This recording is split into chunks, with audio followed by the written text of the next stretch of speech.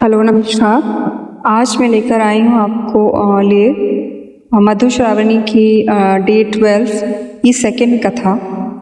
तो स्टार्ट करते हैं। मध्यस्थ नाम के राजा थे। उनकी बेटी थी गोसाउनी, जो बहुत सुंदर और सुलक्षणा थी, और कुल उनकी जो थी 101 बेटी थी। और वे चाहते थे कि उन सभी बेटियों की शादी एक ही घर पे हो, जहाँ पे 101 बेटे हों। तो इस तरह उनकी शादी एक साथ हो जाए। जब गोसाउनी विवाह योग्य हुई तो उनका विवाह बरसी से हुआ। उनके 100 भाई थे। चनाई उनसे छोटा था। जब बरसी विवाह के लिए आए तो उनके पाग से यानी पगड़ी से एक सांप गिरा, और वो जो सांप गिरते ही वहाँ पर जो लावा गिरा हुआ था, खील, वो सांप खाने लगा। तो लोगों ने सोचा कि ये सांप कहाँ से आया।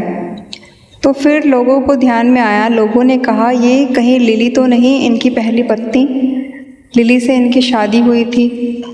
तो ऐसा होते ही वो जो राजा थे, मध्यस्थ राजा, बहुत क्रोधित होते हैं और लिली और बरसी दोनों को बाहर फेंक आते हैं। पर उनकी बेटी ये विवाह करने को तैयार थी। अतः फिर उन्हें बुलाया गया, पर राजा ने उन्हें श्राप दे दिया कि अगर तुम बाहर जाओगे, बाहर गए तो एक कदम पीछे तुम्हें पान खाते रहना पड़ेगा, पान का बीड़ा, और 1 कोस यानी 1 किलोमीटर, जैसा कि पहले होता था 1 कोस, उसमें आपको किसी स्त्री से बात करती रहनी होगी, तो आप जिएंगे, अदरवाइज नहीं तो आप मर जाएंगे। इस तरह उनका विवाह हुआ। पर लिली उनकी दूसरी पत्नी से जलती थी और उन्हें बात भी नहीं करने देती थी जो गोसाउनी थी उनसे।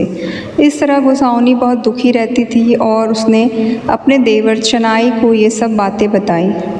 तो चनाई ने अपने भाई से कहा, जैसा कि अपनी भाभी के साथ उन्होंने मिलकर ये तय किया कि भाई को कहीं बाहर भेजा जाए। तो चनाई ने अपने भाई से कहा, घर में ही रहते हो, कहीं बाहर जाओ।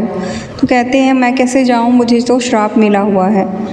तो जो चनाई है वो कहते हैं कि ठीक है, मैं साथ में चलूँगा, और तुम्हें मैं, जैसा कि उन्होंने श्राप दिया है, पान खाते रहना होगा, तो मैं तुम्हें पान देता रहूँगा और फिर तुम बातें करते रहना।